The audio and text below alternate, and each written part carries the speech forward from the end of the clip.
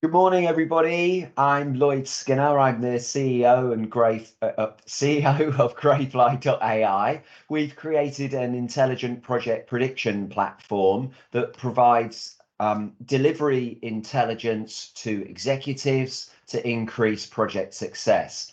Today, I welcome Ahmed Salah, who's a global leader in digital transformation. And I'm going to ask him about his views on AI in project management. But without further ado, Ahmed, would you like to introduce yourself?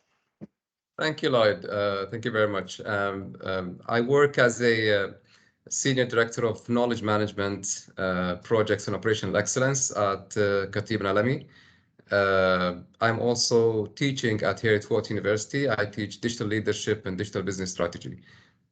So this is in brief. And I established in 2006 a project management office within the company. I led that for 8 years also. Fantastic. Thank you for that. We're just going to kick off just to get what your view is around AI and project management and what use cases that you can envisage. Well, AI now is getting into each and every aspect of the business, and we will talk about projects. We talk about different aspects of projects, of course. When we talk about project planning or project delivery or project construction. So in the project life cycle, there is a lot AI can introduce and can help and can assist not only consultants but also landlords, contractors. There's a gap in the construction industry in terms of technology, specifically when we move into the construction, into the contractor side. A lot can be done. So AI can enhance the way that projects work during construction phase. AI can enhance how project works during design phase. AI can work during the facilities management phase of the project, especially when we have digital twins, when we have a lot of uh, monitoring control that needs to be digital, especially when we have like on the national level, then AI can play a good role there or a big So, role there. so you're definitely seeing a role for AI, and in particular, you mentioned in the construction and design phases. Could we just explore that a little bit more in terms of what role you see that being? So if we come to the design stage, we internally at KNA we develop a lot of automation. We of course we work on BIM, and when I say BIM in its generic term, we use different vendors, different suppliers depending on projects. We develop digital twins for our clients. We develop command centers for our clients to monitor projects. So within that, we internally develop our own generative design, and we engage a lot of AI within the application that we develop that's based on BIM. We develop also AI for smart when we develop a lot of smart cities components based on GIS and BIM. Then we engage AI and machine learning. We develop smart mobility. We develop a lot of analytic tools where the analytic tools we inject a lot of AI within that, so it can give us better results as the project will go on. Excellent. And just for in case our audience aren't aware, so just quickly, what is BIM and what is a digital twin as well? So BIM is the building information modeling, and this is used in the construction industry. Usually, or previously, people when they used to build a house, for example, so they draft on a piece of paper a 2D drawing, and then they give it to the engineer. Engineer will make detailed drawings from that, and then give it to the contractor. Contractor will do more details and calculations to construct that. What BIM does is you start building on 3D, and 3D, not only 3D as shapes, but a 3D as features. What does feature mean?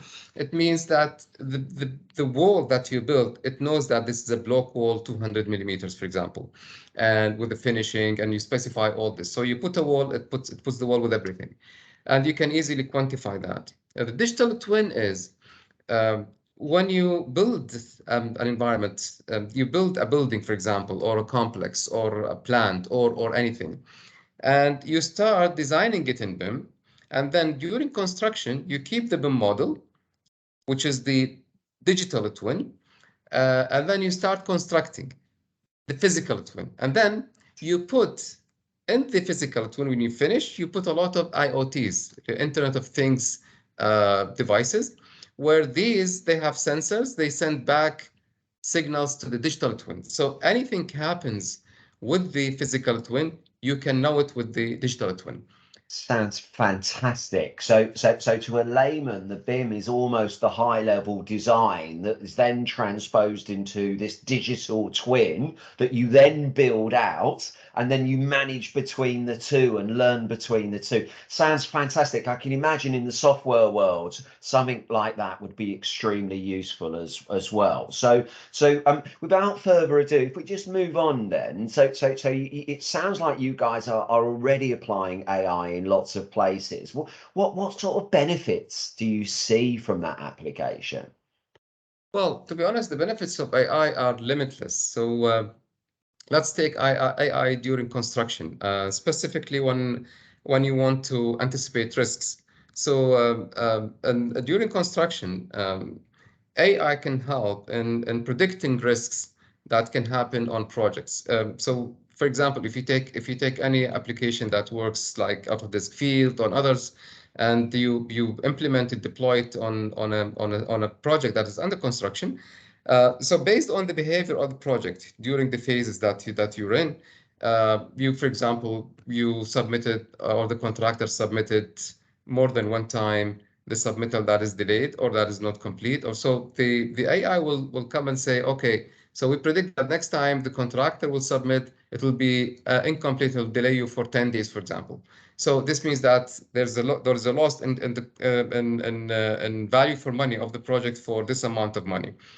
So you can look at that, and you can now, if you want to cascade it on the whole business, take, for example, if Microsoft Teams, many companies during COVID implemented Microsoft Teams, but I don't think many of them, they have looked into what people are doing in Microsoft Teams. So people maybe, for example, talking personal or creating their own teams. But if you implement AI, this means that you build a platform of analytics, because AI deals with big data, and big data, if there is no analytics layer under that, then there is no use, because data will be in the space and I don't know what is happening there. So what we need to do is we need to bring AI to analyze and give me reports. So I need to know how people are behaving in the company when they talk about and use Microsoft Teams. Are people leaking our information to others externally? Are people, coordinating, collaborating perfectly? How people are using, and so on, So it's endless, to be honest. So you can get an endless type of endless reports of analytics from bringing AI into a workable environment. Brilliant. So the benefits around prediction, around understanding how the teams operate and driving projects forward. And obviously you've mentioned, because of your experiences, you've mentioned construction. Would you see AI being applied to other sectors and projects generally? Do you think it differs per sector, the application? Well, to be honest, it is applied. Construction usually is late at implementing AI. There are many sectors that are way advanced than construction. Take, for example, banking, take governments, they implement AI so much. And of course, we're not talking about defense or other technology, the other departments where they use technology heavily. But if we talk about normal sectors, let us say, or civilian sectors, banks, governments. Yes, they do a lot, but construction recently jumped into the AI field. Not and still, as I said, we're working with the consultants, but if the contractors side there's a big gap in using technology. I was last 2 weeks ago. I was speaking at the PMI Mega Project Summit in Dubai, and we were discussing the risks that surround the construction industry. One of them that I talked about there is the digital risk, because uh, technology is not yet very well implemented in the construction industry. If you talk about a contractor about a technology, the maximum they know about is BIM, for example. Only few of them they are just going into a hardcore technology programming or so. But still, digital twin is somehow a new concept to many contractors. 3D printing is new to a few only. So if you want to build a house, for example, why do I need a design to put like 4 engineers to do a design? If I use generative design with an AI, create as many options as the client wants, and then select based on some parameters, and the program will run that and will say, okay, you need a view on the sea, you need the sun to come to the house, and then your two parameters, and I'll give you like 3 options. That's it. Excellent. You don't need 4 architects to work on that. There are, from your point of view, all sectors can be impacted, and you've given a great example there of further benefits actually. But you also mentioned in there that construction construction sector are coming to this party, and no doubt that fusion between traditional construction and technology companies and digital transformation, for want of a better term. But what sort of challenges do you think there are to implement the types of technology that you've talked about? Knowledge and culture. So the two main challenges is knowledge and culture, because people are afraid from things that they do not know. So I was in the same conference. I was comparing, for example, and I said, let's look at Uber, let's look at Airbnb, let's look at Facebook. So these guys, they use technology platforms and they use AI a lot. And if we look at the construction industry, one of the recommendations that I said in the conference is we need to have a platform type of business or business model for the construction industry, where people start co-create things. Client, contractor, consultant, legal, investors try to co-create things, collaborate instead of um, competing with each other, and everyone does repetitive work and so on. So there is within the platform, and this is something that I also contribute in my recent book that it's accepted at Routledge, and hopefully will be published within a year. It's about digital leadership.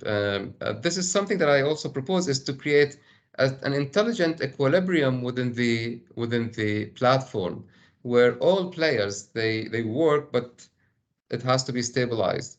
So, because if it's not stabilized, the platform will not work, and culturally it will not work. So not I financially. can imagine there'd be lots of resistance bringing stakeholders together, certainly stakeholders from different environments. It's refreshing to hear you say that, actually, Ahmed, because most people I talk to instantly jump to the more technical strengths. Where's the data? Have you got data? Is it consistent? Is it of a quality nature? So actually considering this from a people perspective, I mean, from my point of view, I'm biased in this as well, in terms of that I believe that you must have a change management focus in any project as well. So really refreshing to hear you say that.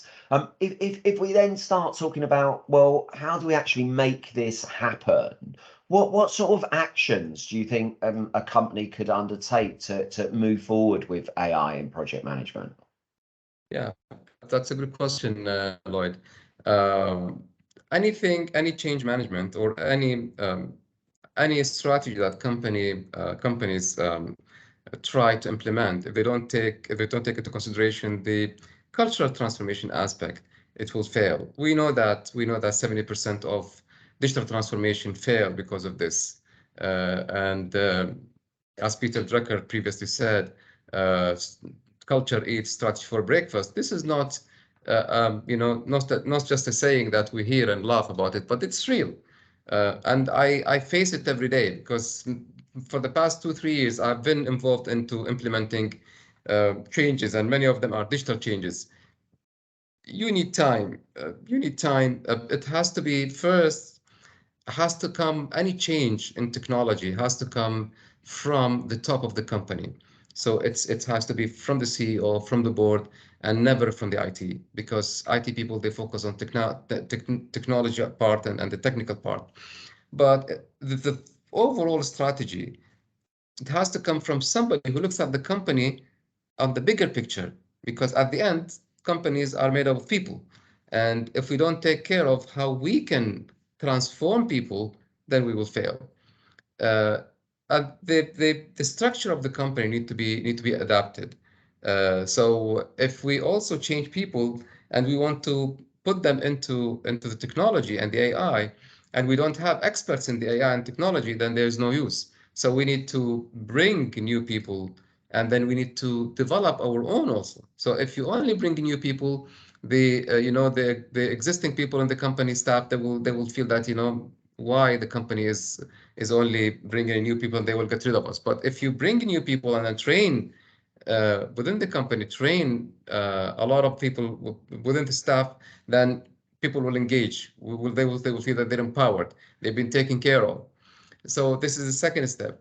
Then when you set a procedure for this, you need to engage as many people from different functional departments as possible. So you get their buy-in, you get their opinion, you let them know it, so they will be the change agents. So when you do this, actually you create like change champions, change agents, and a full change management plan that can simplify the implementation process. These are very important steps that companies need to take into consideration when they implement AI into project management. Brilliant, brilliant. So strong leadership, the right organizational structures, and supported by change management implementation plans. So I think you and I both know that is complex, and especially when you're dealing with large volumes of people as well. But you earlier on you painted very eloquently some of the benefits and the limitless, to quote you, limitless benefits of AI. So if that's the case, what's stopping businesses moving forward today then? Well, as I said, there's sometimes the change need to happen at the top level of the company. So if you take people before COVID, for example, before COVID, 2-3 years, there were calls that to have people move into digital transformation, but companies were reluctant. It's not a need. We're doing well and business is going on. But when COVID came, urges everybody to move into digital transformation. Now the same happens with AI. AI to many people is a luxury. We're doing well, our revenues are good. Why we get into something we don't know? So the top level of the company, if the change is not happening there, and this is by the way, it's due to maybe old leadership. Maybe if you need a new blood in companies, a new blood people. We need CEOs in their 30s, so they come and then they are aware of the technology. They know what's happening around them. Uh, Putting CEOs 60s and 70s is not maybe a valid option. They can be consultants. You need this wisdom, but you need operational CEOs that drive companies, drive technology, and make use of the tools that are available, such as AI. Excellent. So top level push, as it were, along with, you know, your example of COVID, perhaps a burning platform. So to establish the burning platform, establish the need. So that's in terms of questions, that's my sort of summary, Ahmed. If there was one thing that you'd like people to take away from this conversation, what would be the one thing that would highlight a summary for you? Well, I always say this. I say when there's a new thing, engage it, embrace it. Don't resist it, because if you don't disrupt yourself as a leader, you don't imagine others to make the change. If you don't believe of what you're doing, then you cannot convince others to do what you're called for. So this is very important for me. If this is a message that I can leave this with. Fantastic. Well, I'd just like to say thank you for your time, Ahmed. That's been brilliant, and I wish you best of luck with the new book as well. And I look forward to keeping in touch. Thank you, Lloyd. Thank you very much.